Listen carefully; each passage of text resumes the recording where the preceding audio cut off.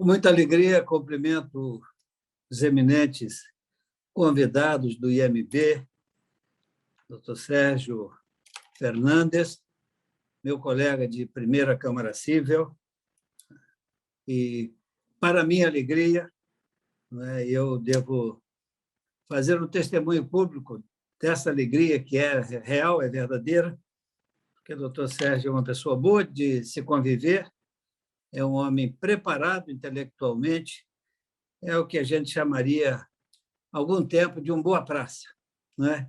Então, é muito bom tê-lo como meu colega de Câmara, doutor Sérgio, e as suas decisões sempre ponderadas fazem com que, muitas vezes, eu volte atrás dos meus posicionamentos, porque é muito importante que a gente saiba que o direito tem uma razão de ser. A justiça ela é perseguida com o objetivo de colocar as coisas, tanto quanto possível, no seu lugar. E o senhor tem feito isso, eu fico muito satisfeito, não é, com muita proficiência. Também cumprimento meu eminente colega, doutor Rubens Viana, que recém ingressou no nosso IMB. Eu disse a ele, também para a nossa alegria, para a nossa satisfação, visto ser um homem capacitado intelectualmente, um homem de bem, um homem probo, um homem que qualquer instituto ou qualquer instituição séria gostaria de ter como membro. Então, seja bem-vindo, é uma alegria, uma honra muito grande para o IMB recebê-lo.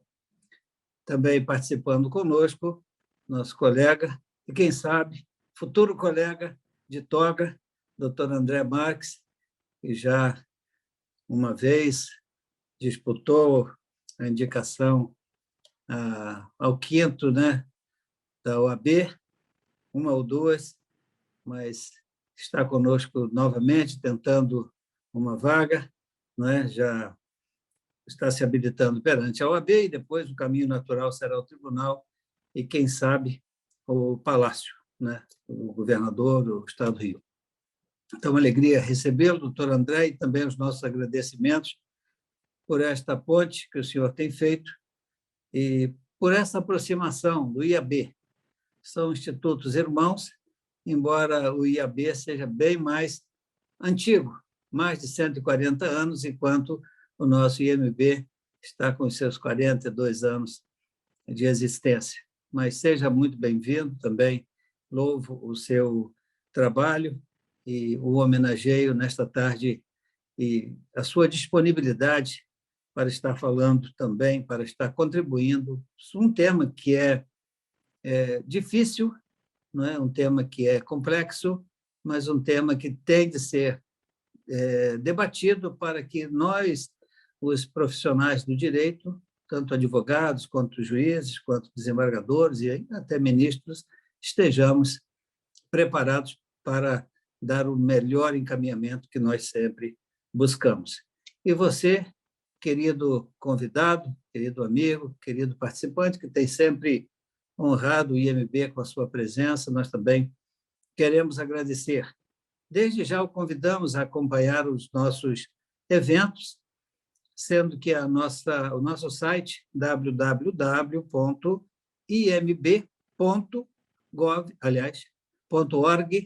imb.org.br, está sempre à sua disposição. Visite, conheça tudo aquilo que estamos preparando.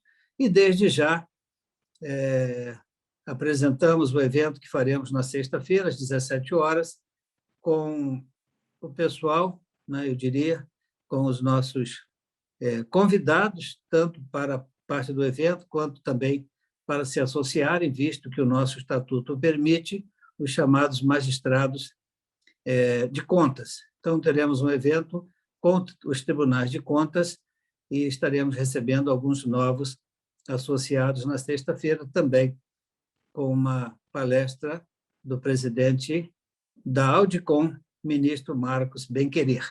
São todos muito bem convidados, e após estas palavras inaugurais e de boas-vindas a todos vocês e de agradecimento também a todos, nós passamos a palavra ao doutor Sérgio Ricardo Fernandes, que fará a sua exposição, após o que estarão nos falando o nosso colega Rubens e o doutor André Marques. Doutor Sérgio, com a palavra. Muito boa tarde. Saúdo a todos na pessoa do nosso presidente, desembargador Fábio Dutra, a quem tenho a honra e a oportunidade de trabalhar já há alguns anos na primeira Câmara Civil. É um prazer enorme trabalhar com o desembargador Fábio. Enfim, os demais colegas que integram a primeira Câmara podem testemunhar dessa mesma maneira, porque enfim, é um magistrado que reúne todas as qualidades. Faço uma saudação especial também ao colega, doutor Rubens Viana, excelente magistrado, assim como ao doutor André Marques, nobre advogado, que nos honra com sua presença aqui. Já faço aqui uma promessa de me ater obrigatoriamente ao tempo regulamentar da minha exposição, entre 20 a 30 minutos, devendo, inclusive, o nosso presidente, caso ultrapassado, proceder imediatamente à cassação do áudio, se necessário, até mesmo do vídeo, se estiver ultrapassando esse limite. Até porque no mundo contemporâneo, e bem compreendemos como as coisas evoluíram, mudaram na percepção humana, hoje ninguém nem tem paciência de receber uma mensagem por áudio num aplicativo de comunicação que ultrapasse 1 minuto. Receber uma mensagem por áudio de mais de 1 minuto, a pessoa diz, não vou ver, isso é um discurso. Quanto mais uma exposição que ultrapasse o limite máximo da tolerância humana de 30 minutos. Então, vou ser bastante objetivo e vou fazer tudo para me ater a esse limite temporal. Esse tema, para o qual eu recebi esse convite e intimação do nosso querido presidente desembargador Fábio Dutra, a desconsideração da personalidade jurídica, desenvolveu-se muito nas últimas décadas.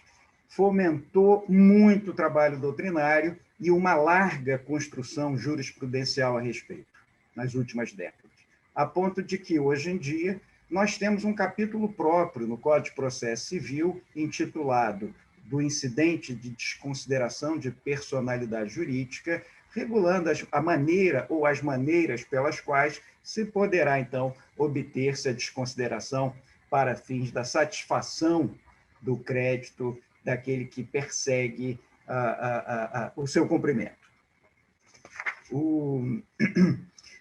E observo também que, e há uma curiosidade, que há certas expressões jurídicas que, ao longo do tempo, vão ganhando um elevado grau de popularidade, até para além do meio jurídico, como tutela antecipada, exceção de pré-executividade, inversão do ônus da prova. Isso ocorre também com a desconsideração da personalidade jurídica.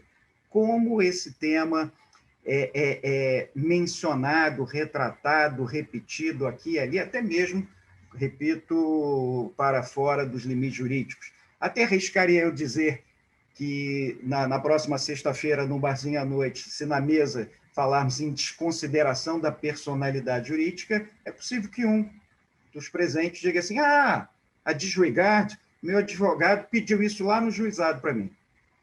Então, hoje é um tema que faz parte do dia a dia do operador e do aplicador da lei, o tema da desconsideração da personalidade jurídica.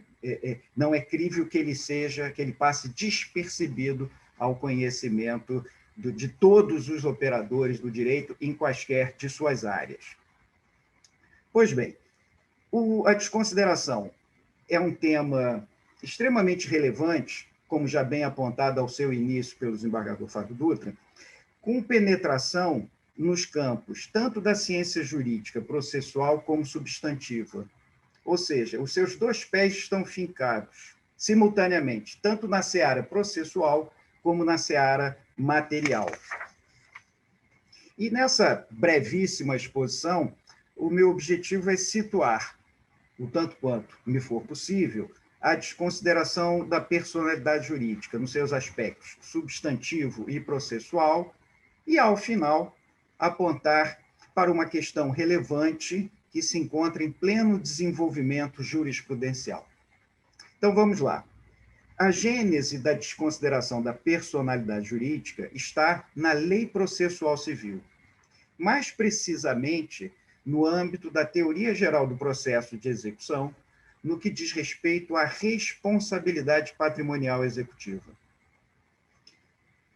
Tema, assunto que já era tratado no Código de Processo Civil abrogado, 73, nos seus artigos 591 e seguintes, e hoje reproduzidos nos artigos 789 e seguintes do Código de Processo Civil em vigor, praticamente sem nenhuma modificação de conteúdo, praticamente uma reprodução daquele capítulo atinente à responsabilidade patrimonial executiva, do qual se extrai a regra universal que está hoje no artigo 789 do Código em vigor, que correspondia ao 591 do Código abrogado, segundo a qual a garantia do credor é o patrimônio do devedor.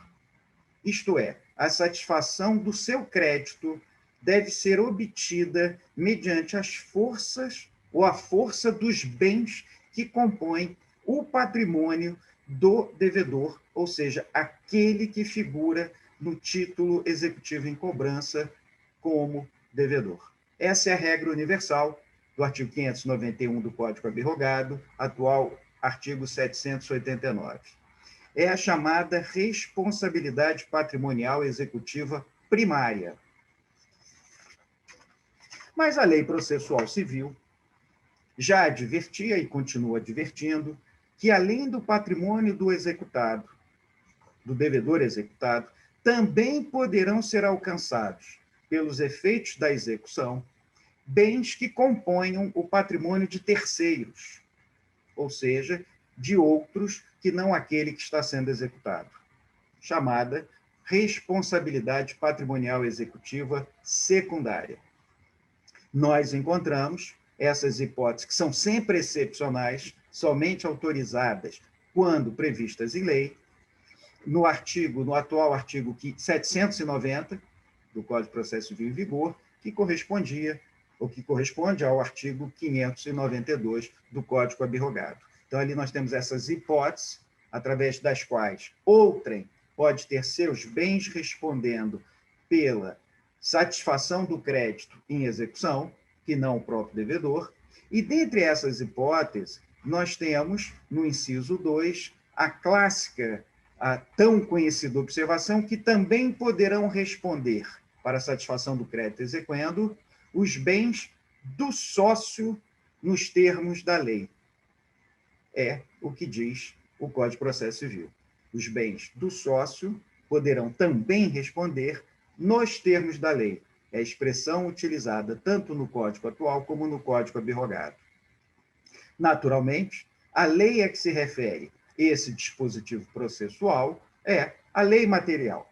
A lei que regula a formação, a atividade, a composição, a responsabilidade dos sócios, das entidades empresárias e associações civis em geral. De modo que, nos termos da lei material, como assena o Código de Processo Civil, é possível que, na execução movida contra a pessoa jurídica, sejam também atingidos bens dos patrimônios dos seus sócios. E as hipóteses e situações que induzem a essa responsabilidade patrimonial secundária dos sócios variam bastante, de acordo com a disciplina própria do direito substantivo. Só para lembrar, antes do advento do Código Civil, de 2002, já em vigor há muitos anos, era muito comum lançar mão, nessa seara, do Decreto 3.708 de 1919.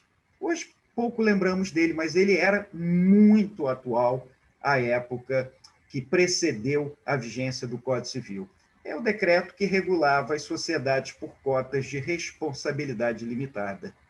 E no seu artigo 10, então, muito utilizado no campo da execução, encontrávamos a regra, no seu artigo 10, segundo a qual os sócios gerentes dessas sociedades por cotas de responsabilidade limitada responderiam para com a sociedade e para com terceiros, de forma solidária e ilimitada, pelo excesso de mandato ou pelos atos praticados contrariamente à lei ou ao contrato social. Essa regra era clássica, muito utilizada à época. Hoje, após o advento do Código Civil, passando a regular a matéria, nós temos, no âmbito do juízo civil, e ainda fora das relações de consumo, que depois irei apontar, a principal regra, que está na base dessa construção, do artigo 50 do Código Civil em vigor.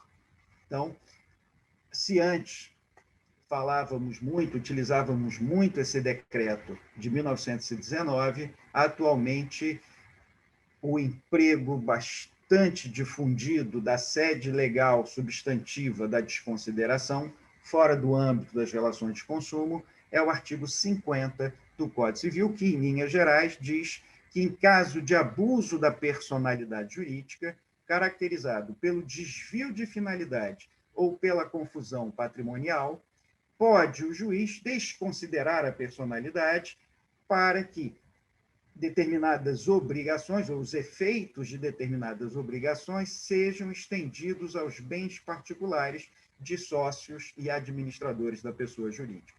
É a regra hoje clássica do artigo 50.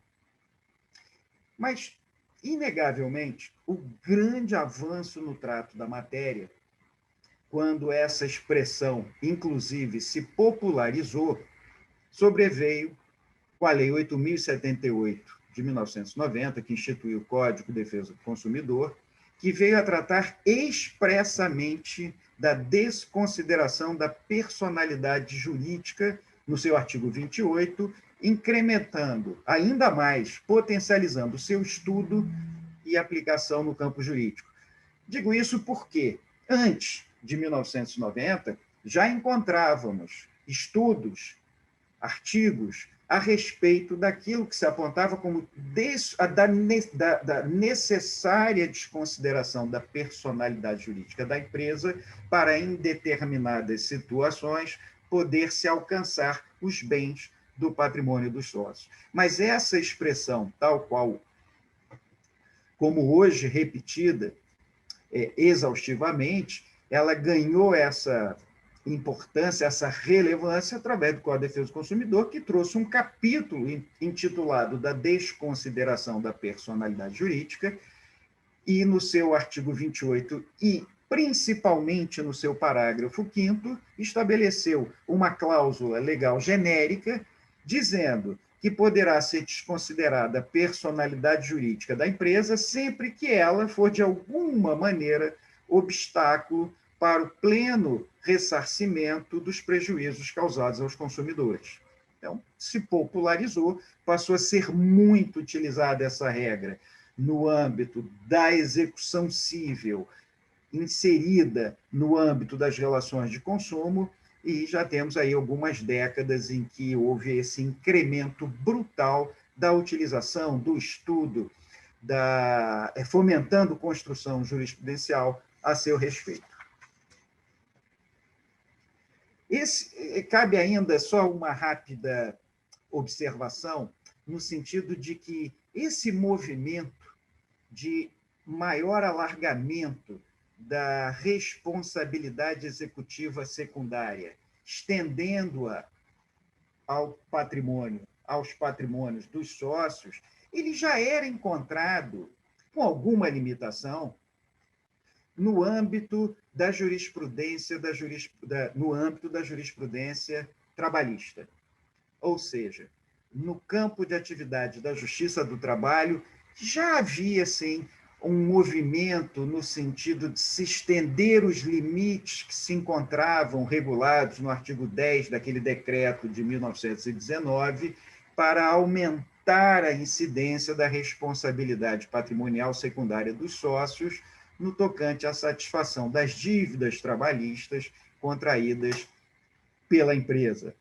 Mas, realmente, a partir de 90, com o Código de Defesa do Consumidor, esse tema é que ganhou uma dimensão muito maior. Mas a Justiça do Trabalho tem esse mérito de preceder a essa iniciativa de buscar alargar essa responsabilização secundária dos sócios. Muito bem.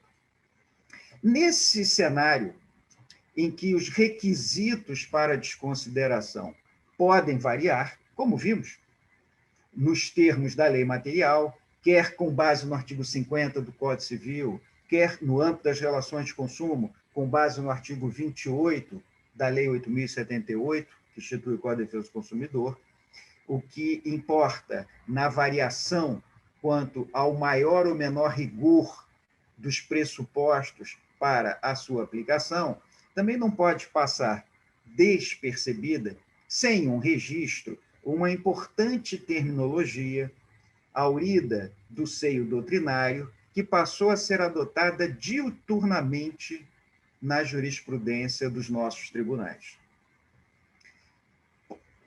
Poderia citar, para ilustrar essa terminologia, acórdão da lavra do desembargador Fábio Dutra, mas, para não deixá-lo constrangido em sua modéstia, vou mencionar outro acórdão do nosso tribunal, da Terceira Câmara Cível, da relatoria da desembargadora Renata Machado Cota, que bem delineia e com objetividade, que é o que me interessa, a correta acepção dessas teorias que envolvem a desconsideração. Diz lá, a teoria da desconsideração da pessoa jurídica, quanto aos seus pressupostos de incidência, subdivide-se em duas categorias, teoria maior e teoria menor da desconsideração. Abra aqui um parênteses.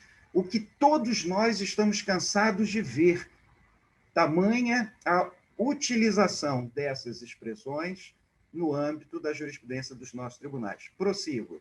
A teoria maior não pode ser aplicada com a mera demonstração de estar a pessoa jurídica insolvente, ou seja, não basta que não se encontrem bens suficientes no patrimônio da empresa executada.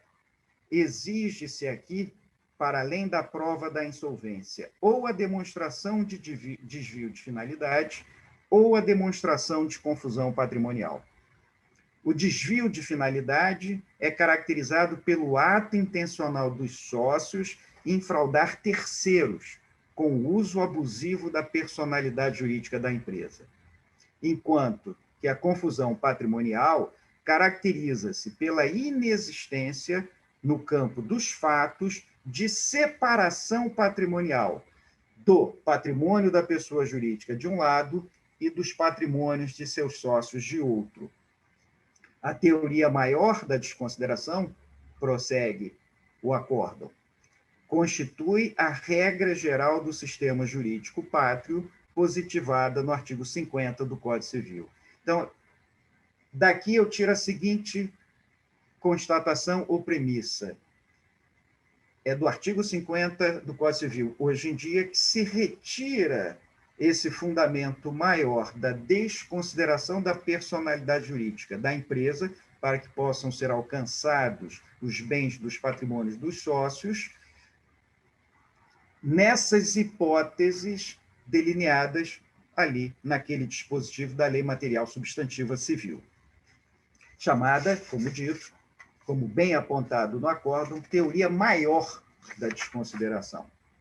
Por sua vez, no tocante à teoria menor, podemos apontar aqui para a jurisprudência absolutamente pacífica do Superior Tribunal de Justiça, sintetizada no acórdão da lavra do ministro Ricardo Vilas Boas Cueva, que é o RESP 1.862.557, que diz o seguinte: para fins de aplicação da teoria menor da desconsideração da personalidade jurídica, artigo 28, parágrafo 5º do Código de Defesa do Consumidor, basta que o consumidor demonstre o estado de insolvência do fornecedor ou o fato da personalidade jurídica representar algum obstáculo ao ressarcimento dos prejuízos que lhe foram causados. Então, essa é a teoria menor, que se extrai do artigo 28, parágrafo 5º da Lei 8.078, aplicável no âmbito de incidência do Código de Defesa do Consumidor, para o que, ou em razão do que, a desconsideração tem como pressuposto apenas a insolvência da empresa, ou seja, a inexistência de bens suficientes em seu patrimônio, autorizando que se abra a porta para responsabilização patrimonial executiva secundária dos seus sócios. Esse acórdão do Superior Tribunal de Justiça, agora mencionado, foi pensado propositalmente porque ele faz uma advertência que, mesmo no âmbito da teoria menor, a que agora me referi, também há limite para a sua aplicação. Diz esse mesmo acórdão, na parte final de sua ementa: a despeito de não exigir prova de abuso ou fraude para fins de aplicação da teoria menor da desconsideração da personalidade jurídica, tampouco de confusão patrimonial, o parágrafo 5º do artigo 28 do Código de Defesa do Consumidor não dá margem para admitir a responsabilização pessoal de quem não integra o quadro societário da empresa, ainda que nela atue como um mero gestor. Então, fiz esse destaque apenas para lembrar que, mesmo no amplo espectro da teoria menor da desconsideração, no que diz respeito à maior possibilidade de se alcançar os bens dos patrimônios dos sócios, ainda assim há alguns limites, como aqui mencionado, não se podendo também, a priori, alcançar bens do patrimônio de outros que não sejam, que não integrem o quadro societário da empresa fornecedora executada. Então, há limites, mas são muito amplos,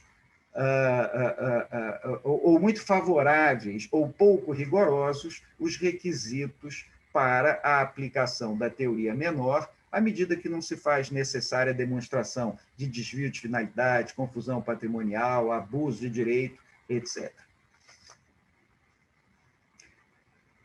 Enfim, concluindo esse aspecto, é no âmbito da legislação material que nós vamos encontrar os parâmetros e as situações, os pressupostos legais, para que possa ser alcançada a desconsideração da personalidade jurídica da empresa para efeito de se afetar os bens do patrimônio de pessoa diversa, no caso, o patrimônio dos sócios, para fins de satisfação do crédito exequente. Então, é na lei material, é o Código de Defesa do Consumidor, é no artigo 50 do Código Civil, é onde nós vamos encontrar os fundamentos da responsabilização patrimonial secundária dos sócios.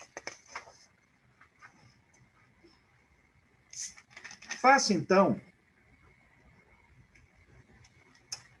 rápidas observações no tocante às formas para se alcançar, então, a responsabilidade patrimonial executiva secundária. Ou seja, como isso se materializa?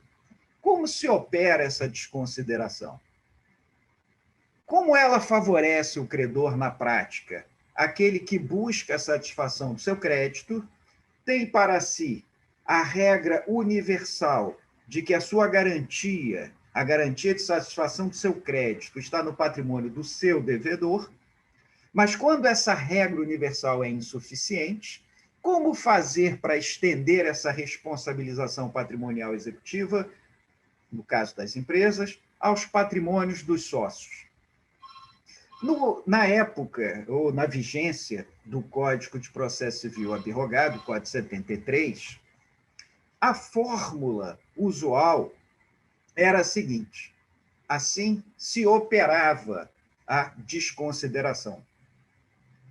O exequente, não alcançando êxito na localização de bens da empresa executada, requeria ao juiz da execução, de forma fundamentada, com apoio na lei material, dependendo da hipótese em que se encontrava, na lei civil, no Código de Defesa do Consumidor, requeria ao juiz a penhora de bens do patrimônio de determinado sócio, imputando-lhe essa responsabilidade secundária e afirmando e procurando demonstrar que era uma daquelas hipóteses legais do direito substantivo em que era possível se alcançar bens do seu patrimônio para a satisfação daquele crédito exequendo.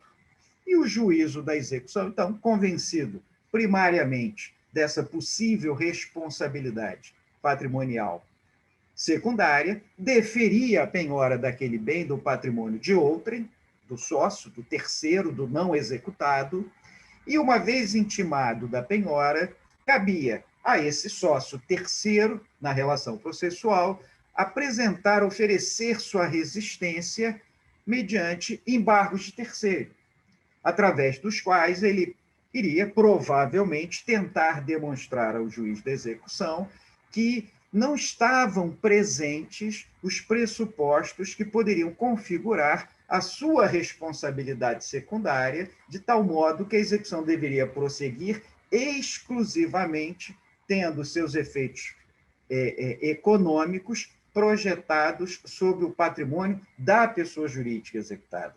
Daí porque, então, o meio usual de defesa do terceiro que via os bens do seu patrimônio atingidos pelos efeitos da execução se dava através da via dos embargos de terceiro, com essa fundamentação.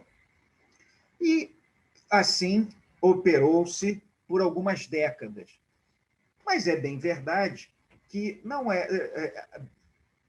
bem sopesadas as circunstâncias, não é o modelo mais ideal em termos de contraditório, ampla defesa ou prévio contraditório. E essa percepção de que esse caminho funcionou por décadas, mas poderia ser otimizado, notadamente à luz dos novos princípios e garantias constitucionais, o legislador, então, por ocasião da edição do novo Código de Processo Civil, Código de 2015, já não tão novo assim, trouxe esse regramento que encontramos nos artigos 134, 133 e seguinte, segundo o qual regramento, lá no capítulo da desconsideração, do incidente da desconsideração da personalidade jurídica, nos diz, no seu artigo 134, que esse incidente é cabível em todas as fases do processo de conhecimento, cumprimento de sentença e na execução de título extrajudicial. E diz, de certa maneira, inspirado o legislador naquilo que ocorria anteriormente, apenas fazendo uma adaptação e uma atualização da regra procedimental para os tempos atuais. Diz no parágrafo 4º do artigo 134 da Lei Processual Civil. O requerimento deve demonstrar o preenchimento dos pressupostos legais específicos para a desconsideração da personalidade jurídica. Isto sempre já era assim, continua nos dias atuais. Não a responsabilidade secundária a incidir sobre o patrimônio de um sócio, por exemplo, não se opera de forma imediata e automática. É necessário enquadrar-se a situação no âmbito do direito substantivo e tirar dele essa consequência. Se é uma relação de consumo mais simples, se é fora das relações de consumo na órbita do direito civil, nós sabemos que os pressupostos para a aplicação da teoria maior estão lá no artigo 50 da Lei Civil em vigor. Então, é necessária fundamentação para que se possa requerer, então, a desconsideração da personalidade jurídica. E aí, então, de novidade procedimental, diz o Código de Processo em vigor, no seu artigo 135. Instaurado o incidente, o sócio ou a pessoa jurídica será citado para manifestar-se e requerer as provas cabíveis no prazo de 15 dias. Ou seja, a defesa e a instrução probatória para fins de se ver configurados ou não os pressupostos para desconsideração, que antes se fazia no curso dos embargos de terceiro, agora é feito no âmbito deste incidente de natureza cognitiva, ainda que seja no processo de execução, esse incidente tem natureza cognitiva, denominado incidente de desconsideração da personalidade jurídica. E termina o legislador processual, no artigo 136, estabelecendo, encerrando, assim, Concluída a instrução, se for necessária, atividade probatória, o incidente será resolvido por decisão interlocutória, até para não desafiar dúvida jurisprudencial no campo da teoria geral dos recursos, se seria um incidente a ser resolvido por sentença, por decisão interlocutória, a implicar diretamente o cabimento do recurso de apelação, a grata de lá é decisão interlocutória que vai resolver esse incidente. Então, isso representou um grande avanço, foi muito bem recebido pela doutrina, essa maneira mais consentânea com os princípios do contraditório da ampla defesa, para que haja esse contraditório prévio e após, dependendo do seu resultado, possa se perseguir ou não a atividade executiva sobre o patrimônio dos sócios após a desconsideração da personalidade jurídica. Faço aqui uma penúltima observação.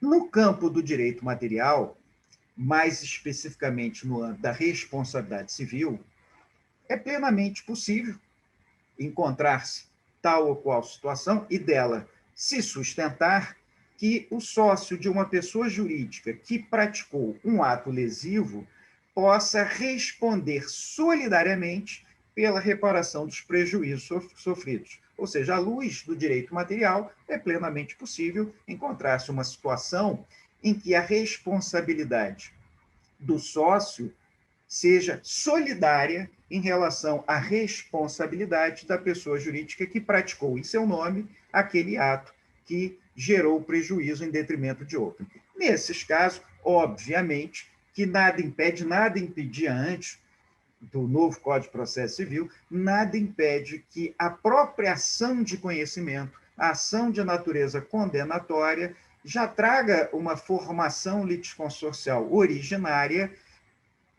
de tal modo que se pleiteie, desde o processo de conhecimento, a condenação não apenas da pessoa jurídica que praticou o ato lesivo, como também o seu sócio, a título de responsabilidade solidária, na reparação dos prejuízos sofridos pelo autor. Isso não é incomum nós encontrarmos uma petição inicial de uma ação de conhecimento em que figurem como réus não apenas a pessoa jurídica, como também seus sócios, tal ou qual sócio, desde que se lhe impute essa responsabilidade solidária pelo ato praticado no nome da pessoa jurídica. Lógico que, nesses casos, não se fala em incidente de desconsideração e tampouco será uma hipótese de intervenção de terceiro, pois o incidente ou a disciplina da desconsideração está embutida no Código de Processo Civil, no título destinado à intervenção de terceiro. Nesse caso, é uma simples formação litisconsorcial originária, entre responsáveis solidários, ou supostos responsáveis solidários. E chega ao último ponto dessa minha exposição, que já deve, eu não estou contando, deixei isso a cargo do nosso presidente, mas já deve estar chegando aí aos limites máximos da paciência de quem nos ouve. A última observação que quero fazer é a respeito de um tema atual, que ainda não alcançou uma solução uniforme, está em pleno desenvolvimento, que trata da responsabilidade subsidiária do poder público. Podemos começar, e rapidamente, através do que pretendo concluir a exposição, podemos começar com a seguinte assertiva, esta não controvertida, que, no âmbito do direito material, notadamente de ordem administrativa e civil, está bastante consolidada a tese jurídica, a ideia de que o ente público, titular daquele serviço público que fora concedido ao delegado, ele não se excusa de sua responsabilidade objetiva prevista em sede constitucional, de tal modo que ele se torna subsidiariamente responsável pelo cumprimento das obrigações assumidas pelas empresas concessionárias. Essa tese jurídica está consagrada na jurisprudência dos tribunais superiores.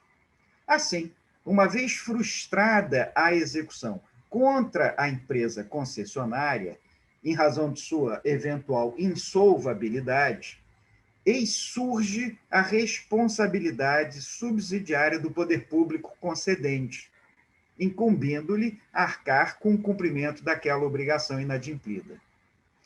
A questão que se coloca, bastante atual e com contornos ainda divergentes na jurisprudência, diz respeito à forma pela qual se pode alcançar a responsabilização subsidiária do poder público, dentro desse contexto rapidamente desenhado, em que se executa uma empresa concessionária, a execução se mostra frustrada pela insolvabilidade dessa empresa, e então se pretende buscar, com base naquela assertiva consagrada, de que o poder público concedente responde subsidiariamente pelo cumprimento da obrigação. E cabe destacar aqui, então, duas balizas que vão nos permitir situar essa problemática. A primeira é de que dificilmente, nesses casos, caberia a inclusão do poder público, desde logo na ação originária intentada lá atrás, porque a insolvabilidade da empresa concessionária provavelmente será constatada no futuro, na fase de cumprimento da sentença, diante do esvaziamento ou insuficiência dos bens do seu patrimônio. É lá que vai se caracterizar. Então, dificilmente aqui se resolveria com aquela ideia, mas poderia desde logo colocar o poder público no polo passivo com uma formação. Não, a responsabilidade é subsidiária e depende da insolvabilidade da empresa concessionária. Então, esse é um problema para o futuro. Não se resolve ao início da ação de conhecimento. Essa é a primeira baliza de que essa responsabilidade subsidiária nasce no futuro. A segunda, que se poderia colocar como obstáculo, seria, bom, mas se nasce com a insolvabilidade da empresa concessionária diante de uma execução frustrada contra ela movida, será que essa responsabilidade subsidiária do Estado, do poder público, já então não estaria já muito fulminada pela prescrição quinquenal? Porque o fato lesivo precede a propositura de ação de conhecimento, etc., etc. Muito possivelmente, o prazo quinquenal da prescrição teria sido atingido. Mas não. Outra premissa que esta sólida também. A jurisprudência do STJ é absolutamente segura e firme no sentido de que a responsabilidade subsidiária do poder público somente surge quando sobrevém a impossibilidade da empresa concessionária dissolver a sua obrigação, ou seja, a partir do momento em que a mesma se tornou insolvente. Então, a jurisprudência é tranquila, no âmbito da Corte Superior, de que a prescrição aí tem marco, fato gerador, marco inicial, lá na frente, quando se constata a insolvabilidade da empresa concessionária, a impossibilidade de cumprimento da obrigação. Então, diante dessas balizas, ora colocadas, então eu sou o credor, então eu posso. Estou convencido que eu posso, hoje, numa execução em curso contra uma empresa concessionária que figura como devedora no título executivo, em relação à qual não encontrei bens de valor econômico em seu patrimônio, então, o que eu faço? E a essa indagação, hoje, paira uma controvérsia, inclusive no âmbito do Superior Tribunal de Justiça.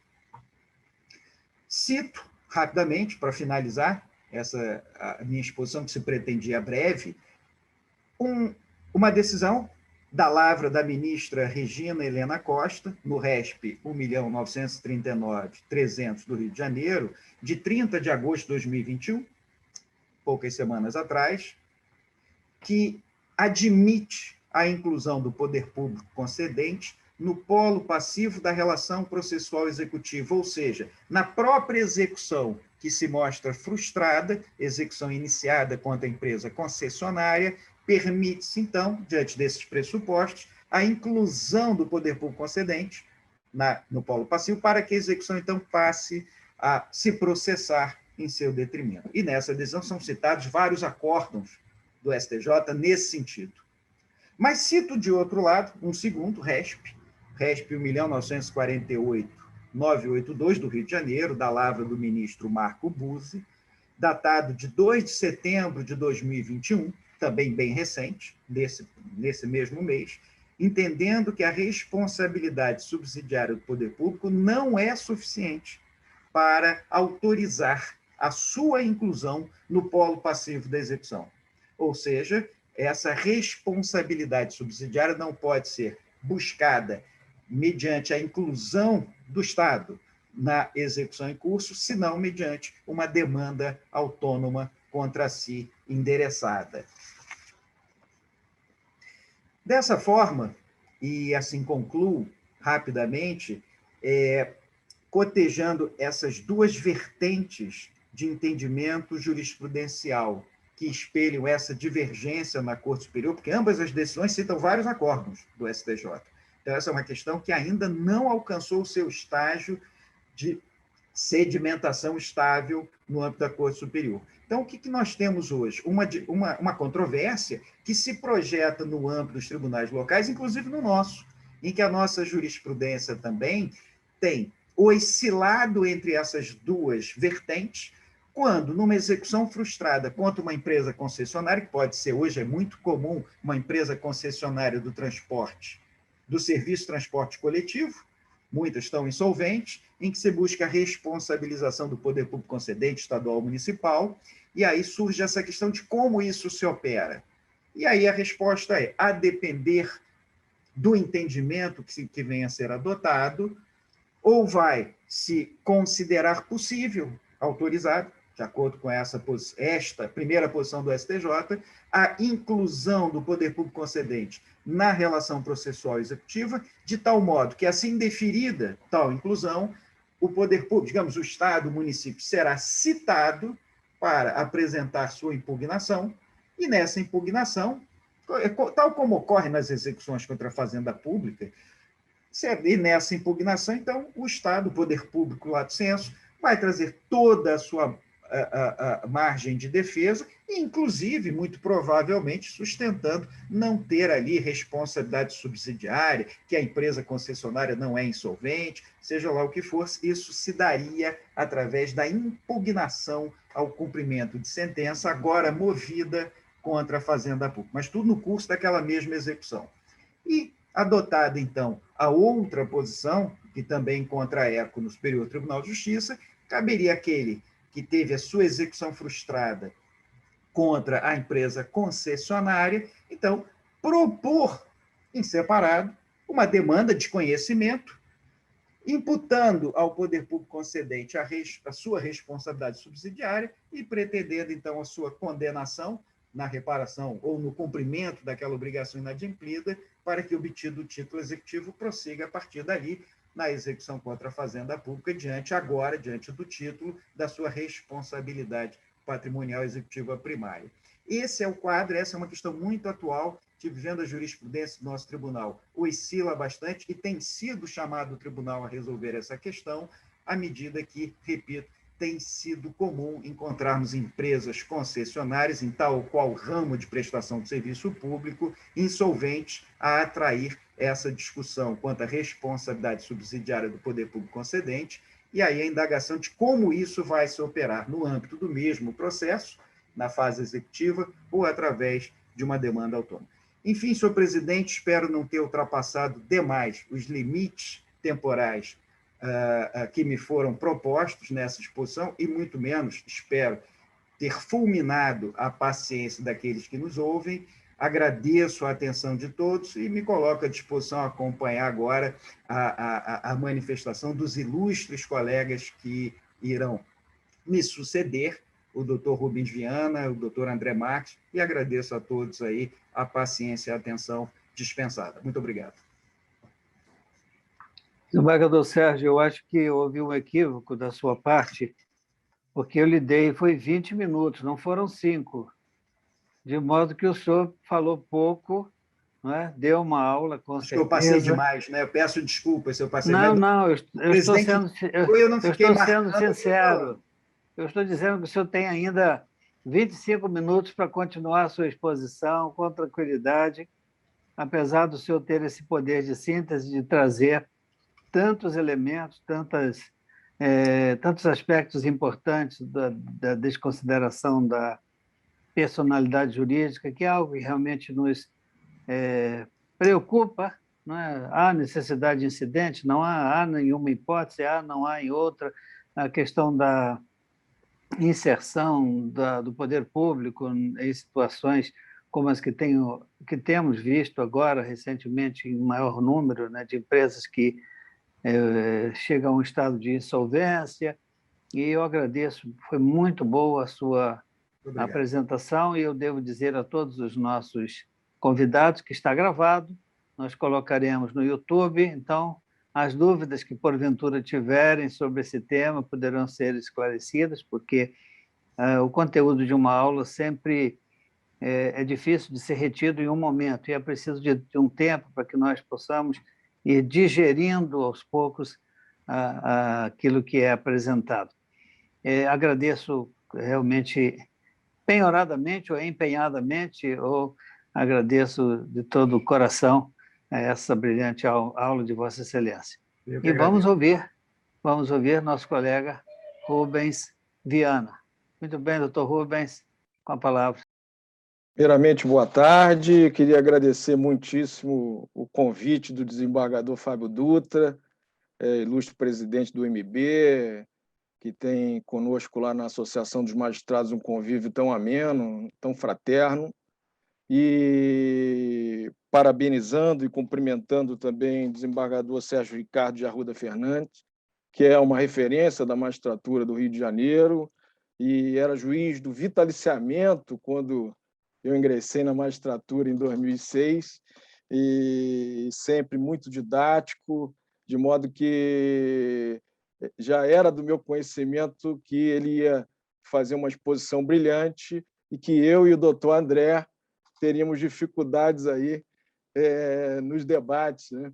E aproveito para saudar também o doutor André Marques, que, na minha experiência, me recordo, atuava na comarca de Duque de Caxias, na Procuradoria, salvo engano, né?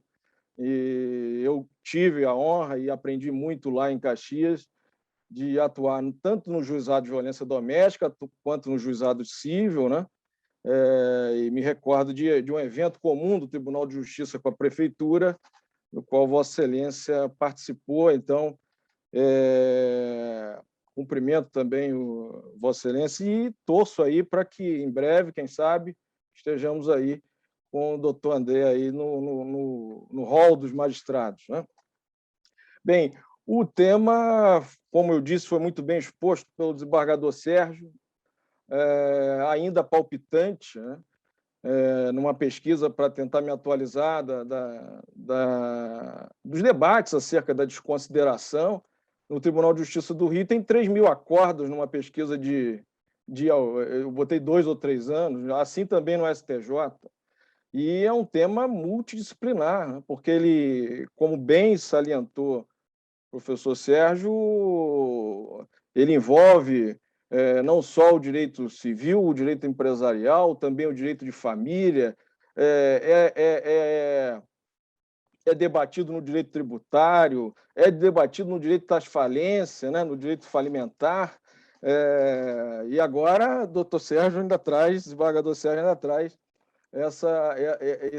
esse debate aí na obrigação subsidiária do poder público. Então, o tema é relevantíssimo, né? E no acréscimo aí dos debates, também já sinalizando ao presidente que assim que o meu tempo regimental for esgotado, que o senhor possa me alertar para a interrupção e aguardar aí a fala do doutor André. E acrescentando aí alguma coisa ao debate, dizer que dessa condição multidisciplinar, nós temos ainda algumas coisas em aberto, né? Ainda se fala numa desconsideração expansiva para se atingir bens de um sócio oculto, que, embora não figure no contrato social, é o responsável, né, pelos atos de gestão, né? Uma desconsideração sucessiva, de modo que uma determinada empresa insolvente ela é deixada de lado pelos administradores que montam uma segunda empresa, essa com todos os créditos, com todo o know-how. e essa segunda empresa deveria ser, então, atingida, a primeira empresa desconsiderada para se atingir o patrimônio dessa segunda empresa, ainda, né, debate que nós observamos aí na doutrina e nos tribunais.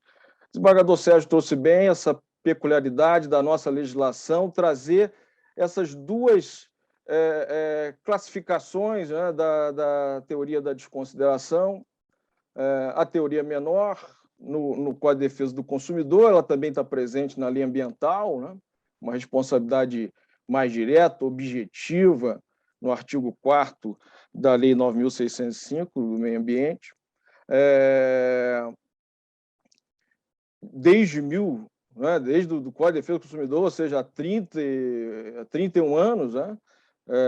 Debatemos essa questão no CDC, e o Código Civil atualizado, né, em 2019, pela Lei das Liberdades Econômicas, altera o caput do próprio artigo 50 e cria o artigo 49A, a Lei 13.874, de 2019.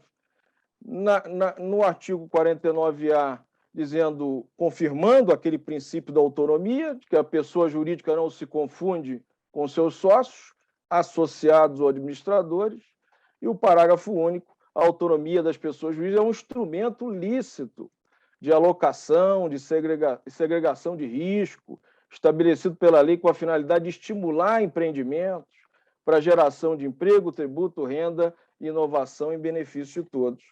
O artigo 50, temperando um debate anterior que já era travado na doutrina, ele acresce ao final que seriam atingidos, né, em caso de abuso da personalidade, caracterizado pelo desvio de finalidade ou pela confusão patrimonial, pode o juiz, a requerimento da parte ou do Ministério Público, quando lhe couber intervir no processo, desconsiderá-la para que os efeitos de certas e determinadas relações de obrigações sejam estendidos aos bens particulares, e aí vem a alteração pela Lei da Liberdade Econômica, de administradores ou de sócios da pessoa jurídica beneficiados direta ou indiretamente pelo abuso.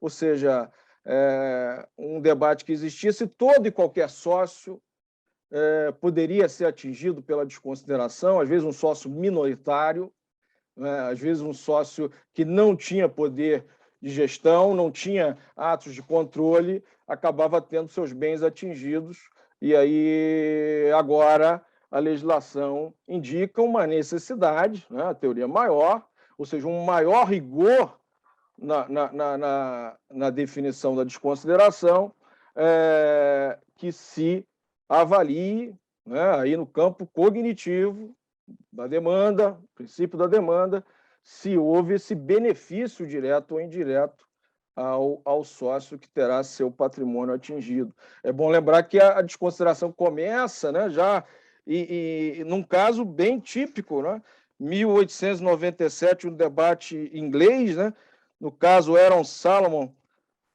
versus Salomon Company, em que esse empresário cria essa sociedade e fica com 200 cotas e no contrato prevê que parentes dele teriam uma ou duas cotas, ou seja, um debate do abuso da personalidade já, né, no século XIX, né, no direito inglês, fez depois surgir com maior amplitude essa teoria da desconsideração. E essa peculiaridade de se tutelar, na verdade, um princípio da realidade, né? um princípio patrimonial. Se há uma confusão patrimonial, se há um abuso de direito, na verdade, o credor ele deve ser ressarcido por aquele patrimônio que é utilizado de forma fraudulenta, né?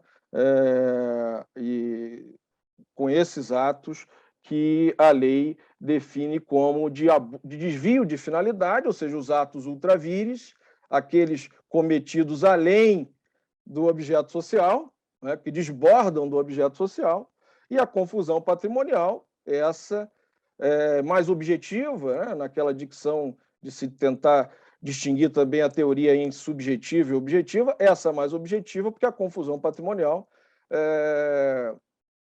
seria de mais fácil visualização, né? É o patrimônio, a pessoa física usando bens, a pessoa jurídica adquirindo bens que são usados pela pessoa física, pelo seu responsável, né? Vez por outra, vemos aí operações em que veículos luxuosos, né, são apreendidos, né, e envolvendo pessoas ligadas à atividade empresarial. Essa confusão patrimonial, ilicitude, autorizando, então, essa desconsideração da personalidade jurídica.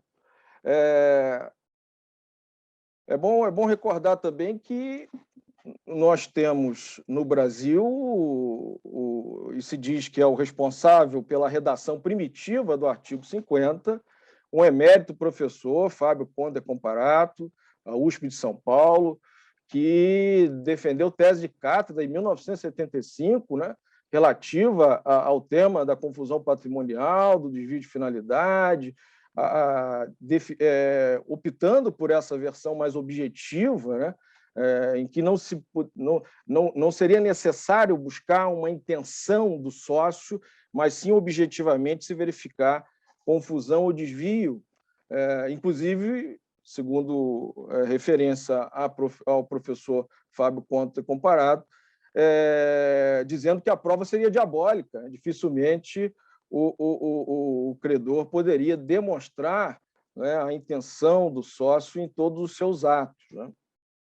Então, fica também essa referência, uma homenagem a quem, no Brasil, trouxe tantas luzes a essa teoria. É importante, aí falando desse caráter multidisciplinar do Instituto, né, que no próprio direito de família, né, nós temos situações daquela desconsideração que a lei autoriza inversa, ou seja, a pessoa física, para se livrar de obrigações, muitas vezes até a título de alimentos, a título de obrigações pessoais, acaba tendo um movimento econômico de bens e de titularidade, todos em nome da pessoa jurídica, se valendo dessa autonomia, né, de modo que os bens pessoais nunca são encontrados e a pessoa jurídica, que tem aí a titularidade de automóveis, de contas bancárias, né? E foi importante essa alteração do artigo 50, porque nos seus parágrafos, voltando aqui, porque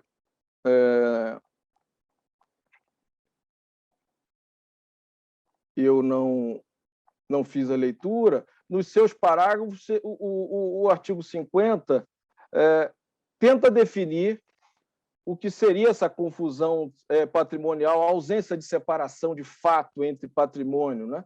Cumprimento repetitivo pela sociedade de obrigações do sócio, transferência de ativos ou passivos sem contraprestação, exceto de valor proporcionalmente insignificante, outros atos de descumprimento da autonomia patrimonial, ainda abre uma última possibilidade mais até genérica, né, de se adequar, definindo aqui, a gente, da técnica legislativa, um rol exemplificativo, né, das hipóteses de confusão patrimonial. É a nova redação do parágrafo 2º, né, do artigo 50 do nosso Código Civil.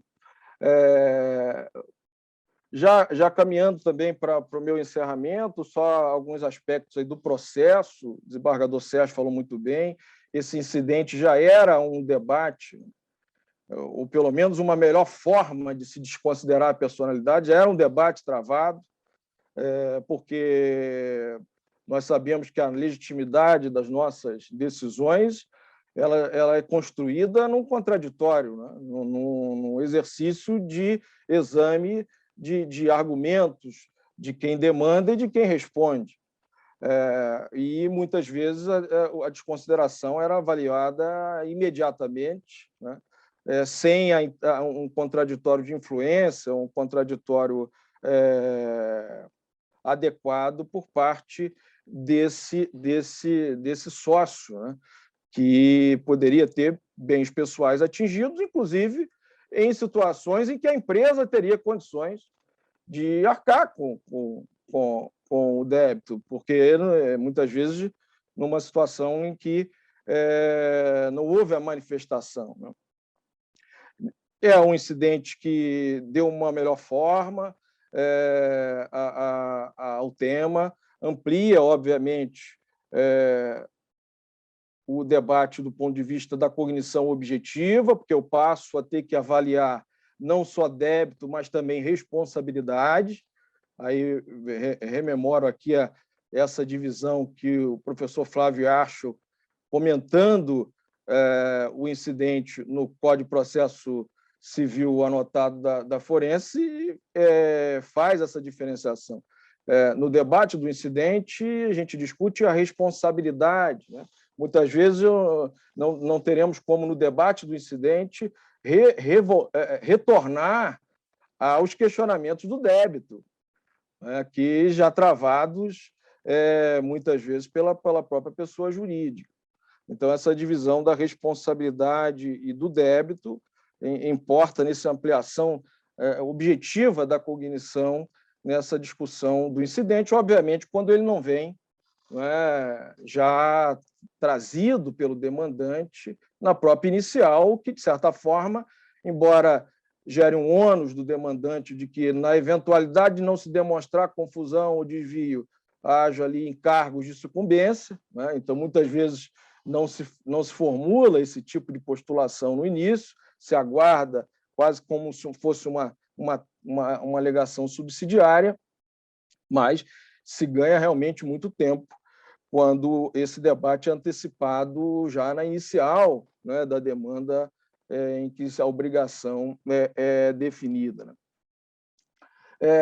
Só duas observações, né? Quando o Código fala na intervenção do Ministério Público, vem se entendendo que essa intervenção do Ministério Público como titular do incidente deve ser restrita aos casos em que ele é demandante, né? Em que ele tem a legitimação extraordinária, e não quando o Ministério Público atua ali como nós denominamos custos legis, ou fiscal da ordem jurídica, que ele não teria interesse nesse debate da desconsideração, inclusive por conta desse ônus que pode recair sobre o credor, e o princípio da demanda, que exige ampliação dessa cognição por parte do interessado, até que o juiz não pode mais examinar o tema de ofício, se exige aí requerimento, né, do credor. A ressalva é a Instrução Normativa 39, falo aí para a nossa audiência, né, de 2015 do TST, que aí lá, pela situação da vulnerabilidade do empregado, autoriza a atuação do magistrado de ofício, né, independente de requerimento, para se fazer a desconsideração. É importante um preceito que muitas vezes é esquecido no debate desse tema, a retroatividade dos efeitos da desconsideração, que muitas vezes eu posso avaliar lá no cumprimento de sentença, em que a disposição do artigo 792, parágrafo 3º do CPC, diz que retroage a citação da pessoa que se pretende desconsiderar. Ou seja, eu busco efeitos aí dessa ineficácia da autonomia patrimonial na citação, muitas vezes, da pessoa jurídica, da empresa lá atrás, no procedimento primitivo, em que o incidente será apresentado apenas oportunamente, né? Então, é um dispositivo interessante, ao mesmo tempo exige uma cautela, porque pode envolver terceiros de boa-fé numa eventual aquisição, né? Há um efeito retroativo expressivo dessa declaração de ineficácia, mas o dispositivo protege exatamente essa malversação, esse mau uso da autonomia da personalidade, no fundo, tutela crédito, tutela boa-fé, né? Tutela a regularidade das obrigações, do pagamento, segurança jurídica. Então, a desconsideração tem todo esse papel, inclusive, de fomentar uma regularidade, né? Embora muitos comercialistas critiquem, né? Querendo mais autonomia, até para se permitir mais investimento, mas, obviamente, a desconsideração permite aí atuar com maior cautela, inclusive, dos próprios gestores, porque há um instrumento que pode atingir o patrimônio pessoal, e isso me parece que interessa a todos os envolvidos. Com essas observações, presidente Fábio, reitero aí o agradecimento pelo convite e lhe devolvo a palavra. Muito obrigado. Eu agradeço, doutor Rubens, por essa aula. Foi excelente a sua intervenção. Eu não sabia que o senhor estava tão afinado com o tema, não é? E isso me diz que nós podemos promover outros eventos também nessa linha, não é? Porque realmente é um tema que eu acho que daria até para um seminário mais demorado, em que nós aprofundássemos mais o tema, por exemplo, a questão da participação do Ministério Público, quando é possível, quando não, quando viável, quando não, quando como custos legis e quando como parte no processo, não é? E outras vários apontamentos que foram feitos no decorrer da sua fala. Eu já estava preocupado que o doutor André deu uma saidinha, acho que foi lá, já jantou, né? E agora retornou. A internet tem dessas coisas. Ontem nós estávamos fazendo a sessão também, em um determinado momento teve um pico de luz, então tivemos que procurar correr novamente para entrar nos julgamentos que estavam sendo realizados. Mas que bom, o doutor André está aí, nós não poderíamos sair desse encontro sem ouvi-lo. Agradecendo mais uma vez ao doutor Rubens, eu passo a palavra ao nosso eminente convidado, o doutor André Marques. Eminente desembargador Fábio Dutra, reiterando aqui meus agradecimentos que havia tecido ainda na sala de coordenação, eminente desembargador Sérgio de Arruda Fernandes, pelo prazer de estar aqui nesse evento junto com Vossa Excelência, doutor Rubens, que lembrou no evento que nós participamos juntos enquanto eu tive a gloriosa missão de servir a minha cidade natal, Duque de Caxias. Peço desculpas que eu tive que realmente um problema aqui de internet e custou para voltar. Peço perdão, mas ainda cheguei a tempo cheguei a pegar um pouco do início da exposição do Dr. Rubens e ouvi e consegui atentamente acompanhar a aula do desembargador Sérgio Fernandes, que é um tema que me é muito caro o IDPJ. E me é muito caro porque nós, advogados, enfrentamos isso no dia a dia da advocacia, principalmente com aqueles clientes que chegam no escritório sempre desesperados por terem sido sócios de uma empresa há milhões de anos atrás, que acabou que não saíram formalmente dela, ou então cedeu as cotas para sucessores que não tiveram cuidado de gestão empresarial e acabaram cometendo atos ultravídeos societários, que acabou levando a sua responsabilidade patrimonial na pessoa física, como bem colocou o desembargador Sérgio, quando coloca da gênese desse instituto. Depois das exposições, que certamente foram brilhantes, sobra muito pouco para esse humilde advogado fazer qualquer colocação. O que me chama mais atenção, meramente a título de contribuição, e eu não vi se o Dr. Rubens falou sobre isso, é que nós tivemos uma evolução muito recente da legislação com a edição da Lei 13.874 de 2019. Não sei se o Dr. Rubens chegou a comentar sobre esse aspecto, que a Lei 13.874, que ela foi um conjunto de normas criado já com o objetivo de estimular os direitos de liberdade econômica e a proteção das garantias do livre mercado, acabou trazendo no seu bojo as definições claras das hipóteses excepcionais em que podem ser deferida, pode ser deferida o disregard of legal entity.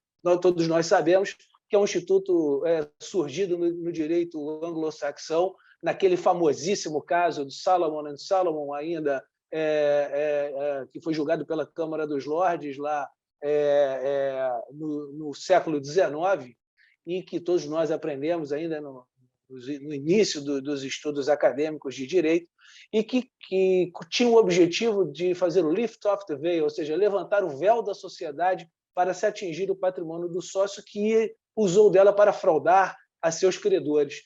Por mim, desembargador, essa evolução que se constitui, que se materializa na Lei 13.874, que, além do artigo 50, ela cria um artigo 49A introdutório, que estabelece essa necessidade da dissolução, da dissociação, melhor dizendo, do que é sócio e do que é a pessoa jurídica, e começa o artigo 49A com a frase, para mim, luminar: a pessoa jurídica não se confunde com os seus sócios. Isso, para mim, é de uma clareza que até então a gente não enxergava no ordenamento.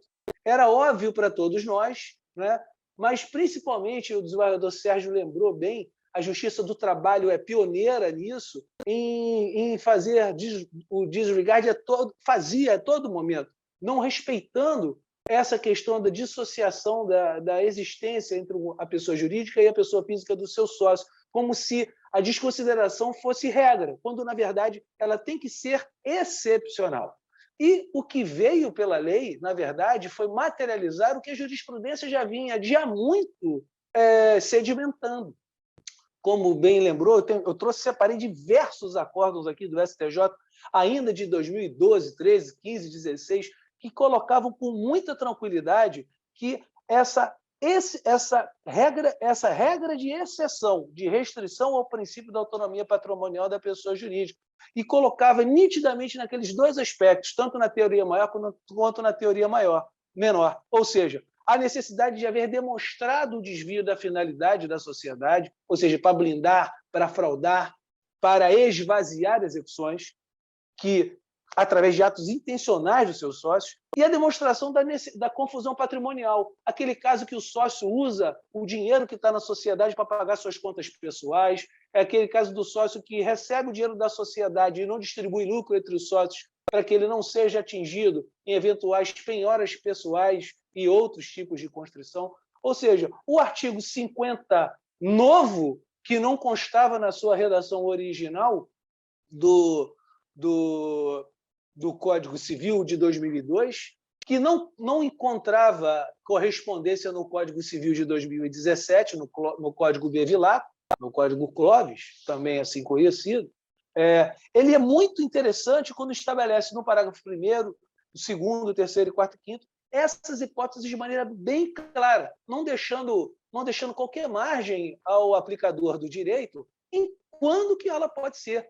Um outro caso que nós enfrentamos muito também no dia a dia e que os clientes também aparecem no nosso escritório, também diz respeito nas execuções fiscais. Na Justiça Federal, principalmente, não é o caso da Justiça Estadual, mas na Justiça Federal, principalmente, o juiz, na citação do despacho inicial da execução fiscal, já desconsidera a personalidade jurídica, sem que haja qualquer comprovação da Fazenda Nacional que aquela empresa está sendo utilizada pelos seus sócios para fraudar. É muito corriqueiro até, e chega a ser um pouco estarrecedor no despacho inicial da execução já mandar desconsiderar a pessoa jurídica dela para atingir o patrimônio do sócio, que à época do fato gerador daquele tributo o aproveitou. Máxima vênia, não é essa a necessidade, não é esse o objetivo do disregard. Assim como também bem lembrou o desembargador Sérgio, quando fala da subsidiariedade do serviço público nos casos de concessionárias ou até mesmo de empresas terceirizadoras, e eu lembro bem, doutor Rubens, quando eu fui procurador-geral, Vossa Excelência vai talvez ficar um pouco assustado. A Procuradoria-Geral do município fazia, em média, 30 audiências por dia na Justiça do Trabalho. E Vossa Excelência me pergunta, mas como? Se a Procuradoria-Geral do Município advoga em temas de direito administrativo, casos relativos à saúde, educação, não é isso? A fornecedores, mas era que até a Justiça do Trabalho colocou a subsidiariedade não como exceção, mas como regra. E isso acabou fazendo que o município, que só chegava na fase de execução, não tivesse a oportunidade de, lá atrás, na fase de conhecimento das reclamações trabalhistas, ter acesso a qualquer possibilidade de se defender. E isso era uma total transmutação, uma desnaturação do Instituto. Daí que, com a nova legislação, os parágrafos do novo artigo 50, né, notadamente o parágrafo 2º, que estabelece os incisos 1, 2 e 3, onde coloca ali as hipóteses específicas que a jurisprudência via sedimentando, foi muito bem-vindo. Foi muito bem-vindo, porque nós conseguimos, com essa nova norma, dar um freio de arrumação nos excessos. E nós, advogados, que ficamos sempre atordoados quando advém algum tipo de decisão como essa, que só nos socorria quando a gente via pelo caminho do agravo de instrumento, para nós era a única saída, para nós ficou muito mais confortável. Eu advoguei recentemente num caso até de muita repercussão e muito sensível por conta de um sócio que saiu de uma empresa mas em razão de um drama pessoal. Ele teve a perda de uma filha de 20 anos de idade por uma doença fatídica, que ela teve sepsis, e ele entrou numa depressão profunda, ficou quase 2 anos em depressão e praticamente deixou a empresa na mão dos outros sócios. E os outros sócios fizeram vários atos ultravírios, E o que aconteceu é que, quando ele volta para a sociedade está completamente destruída, completamente aviltada, e ele era o único sócio remanescente que ainda tinha patrimônio. O que fizeram os credores dessa sociedade?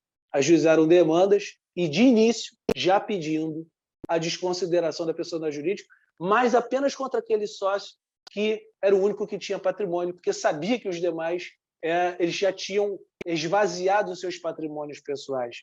Então, eu até não fico confortável de comentar nem o número do processo, porque realmente é muito triste, mas aprendi muito ali, estudei muito a matéria da desconsideração da pessoa jurídica, para que ali a gente conseguisse preservar nessa linha de que deve ser uma exceção e, mormente, verificados os pressupostos, se houve, por este sócio, a utilização indevida da sociedade. Eu tinha sistematizado uma breve fala sobre o tema. Quanto às normas, que já falamos, o Sérgio esgotou o tema, o Código Civil e o Código de Processo, hoje, que estabelece um capítulo próprio a partir do 133, como que deve se processar um incidente, que antes não havia no Código GUSAID. Hoje o Código Fluxo estabelece como é o processamento específico do IDPJ, colocando claramente que deve ser um incidente em apartado, desde que essa desconsideração não seja pedida na inicial da ação, né? Feita essa exposição também sobre a alteração legislativa que nós colocamos, da 13874, e vou aí por um aspecto pragmático, é a questão do julgamento e recurso.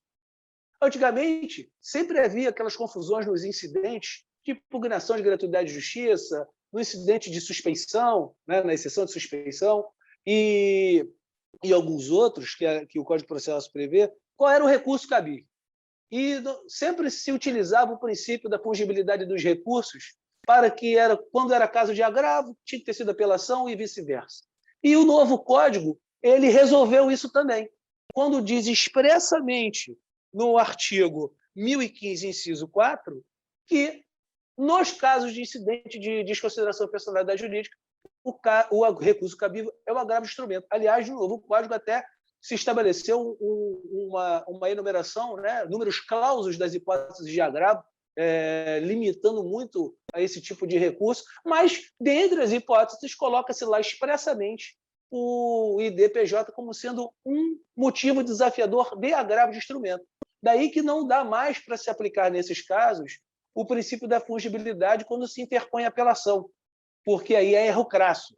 Eu tenho alguns outros aqui do escritório e pesquisei também a jurisprudência de o erro grosseiro, como é a hipótese, ter sido monocraticamente negado o segmento ao recurso de apelação em casos que tais ante a nova legislação, como não tão nova assim, porque já vão aí 5 anos como bem dito aqui antes de mim, 5 anos da vigência do NCPC, e que já não é mais N, agora é CPC 16, já vão 5 anos, já estamos prestes a prescrever qualquer tipo de impugnação a ele, a não ser por nova alteração legislativa, brincadeiras à parte. Esses eram os aspectos que eu percebi aqui que mereciam ser acrescidos a tudo que foi dito antes de mim, e eu não teria jamais qualquer outra colocação a trazer que não fossem essas, e agradecer, por fim e derradeiramente, ao convite, muito, muito feliz de poder participar de uma mesa de exposição tão rica e tão qualificada como a que foi composta por Vossas Excelências. Sigo à disposição para quaisquer outros eventos que o MB nos convocar, seja comigo palestrando ou outros integrantes do IAB que sejam do interesse do Instituto dos Magistrados Brasileiros em fazer parte. Muito obrigado, desembargador Fábio, desembargador Sérgio, desembargador Rubens e a toda a audiência que nos assiste nesse momento. Nós agradecemos, doutor André Marques, nós nos sentimos honrados com a sua disponibilidade, com o seu interesse de estreitar os laços que nos unem ao IAB, e esse trabalho de aproximação dos associados das duas instituições e também daqueles que não são associados, mas se interessam pelos temas que nós sempre nos interessamos em apresentá-los. Eu gostaria de consultar o doutor Sérgio, se gostaria de fazer alguma observação a respeito das exposições feitas pelos dois meninos que o antecederam. Gostei do menino, desembargador, gostei. É verdade, são jovens e merecem o tratamento. Só uma observação, presidente. Embora não seja surpresa, mas soubéssemos que as exposições de debatedores seriam tão boas, mas tão boas, poderíamos ter ido direto a elas. Não precisaríamos ter passado primeiramente pela exposição original. Eles estão de parabéns, esgotaram o tema. É um assunto muito amplo, é um assunto do nosso dia a dia, bem apontado pelo doutor André Marques e bem ressaltado pelo doutor Rubens Viana, que, no fundo, é uma grande expressão da boa-fé. Ou seja, onde a boa-fé do empresário, da sociedade, da pessoa jurídica, no cumprimento de suas obrigações, nós não teremos muito espaço para a aplicação da teoria da desconsideração, onde houver boa-fé.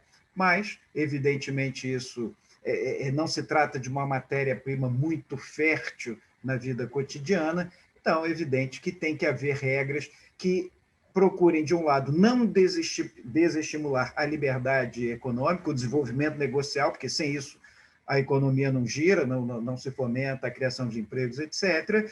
Mas, por outro lado, não se pode utilizar os mecanismos inventivos da figura das sociedades empresárias e afins como biombo para efeito de se fraudar e frustrar o cumprimento das obrigações devidas em favor daqueles que foram lesados. Então, é um tema muito amplo, nos seus mais variados aspectos, do direito tributário, do direito ambiental, enfim, mas, não, a meu sentir, não poderiam ter sido melhor apontados em síntese pelos ilustres debatedores. Eu só queria consignar aqui os meus parabéns e a satisfação de estarmos juntos aqui nesse evento. Só isso, senhor presidente. Doutor Rubens. O desembargador Fábio também da mesma forma, né? Acho que o evento foi muito rico, né, nas exposições e acho que demonstrou a importância desse tema, né? O tema que sempre vem, acho que até uma pergunta feita no chat envolvendo o estelionato de empresas, talvez pela notícia recente, né, dessas empresas de moeda virtual, né, que houve uma divulgação recente de de uma operação. Me parece que os processos já começam a chegar, isso vai ser avaliado, obviamente, se verificar exatamente o que o desembargador Sérgio pontuou, boa-fé, regularidade, né? Ausência de confusão patrimonial, de abuso da pessoa jurídica e proteger as relações lícitas da sociedade brasileira. É isso, então, desembargador. Muito obrigado. Doutor André? Ô, desembargador, eu da mesma maneira agradecer. Eu queria poder ter tido mais tempo também, e eu acho que esse tema realmente ele é muito recorrente. Nós, advogados, a todo momento somos consultados por clientes que têm esse tipo de problema na vida. Mas, como eu disse, estou sempre à disposição, seja nesse foro, seja no dia a dia, qualquer outra roda de conversa que a gente puder tratar do tema, mas eu acho que, na atualidade, eu acho que hoje nós, no direito positivo brasileiro, tanto no direito subjetivo quanto no processual, a gente consegue ter um fecho, balizas mais adequadas que não ficam meramente no subjetivismo de decisões esporádicas, mas temos hoje balizas que permitem ao Poder Judiciário aplicar as normas e cuidadosamente, a exceção que é a desconsideração da personalidade jurídica nos casos concretos que são apresentados. Muito obrigado mais uma vez e uma boa noite a todos. Muito obrigado, então, doutor Sérgio. Muito obrigado, doutor Rubens. Muito obrigado, doutor André. O tema pode voltar à pauta, até porque hoje ele foi abordado, eu diria, numa acepção bastante acadêmica.